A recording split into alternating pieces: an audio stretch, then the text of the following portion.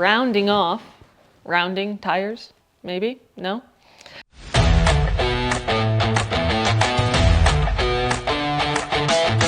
This week we are going to talk about how to get the most life and the most use out of your tires. The first way we're going to discuss about doing this is your tire pressure. Tire pressure is important because if your tire is overinflated or underinflated, it can have impact on your handling, your braking, and your tire tread wear. So it's very important that this is something that you do check, especially when doing tire changeovers, or if you're going on a longer trip, it's something that I recommend just giving a quick check before you go. There are a couple tools that you can have on hand to check your tire pressure.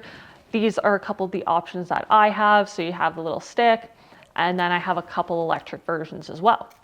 If you don't have one of these, that is absolutely okay. Most gas stations have somewhere you can go to fill the air. Most of those have a free piece you can use to check your tire pressure as well.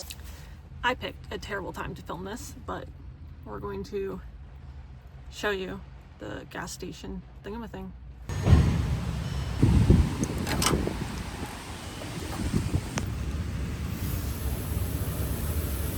That's a great resource to be using. How do you know what your pressure should be at? That information is actually located right on the inside of the door jamb in your vehicle. So when you open the driver door, you might never have noticed there's a little sticker in the door jamb. That actually houses some really cool information, what your tire pressure should be at. For most vehicles and most kind of like standard passenger vehicles, that number is usually somewhere around 33 to 35. If you have a larger truck or you're towing, that information can change depending on that. So again, either consult your vehicle or an owner's manual to see what it recommends your tire pressure to be at when you are doing those activities. Next way to extend the longevity of your tires is tire rotation. So this is something that I personally do just every time I change over my seasonal tires, which I do in the winter and in the spring.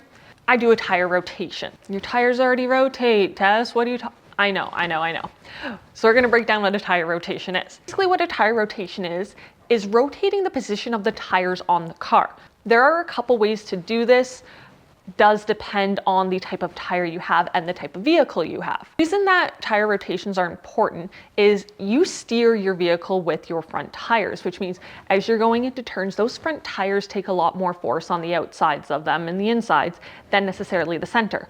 By rotating them and where they are in the car, you're ensuring that both sets of two tires, they wear evenly so that you can get the most life out of your tires instead of, say, just the front ones have this much worn on the outsides, but the back ones are perfectly okay. It just makes for the best use of your tires.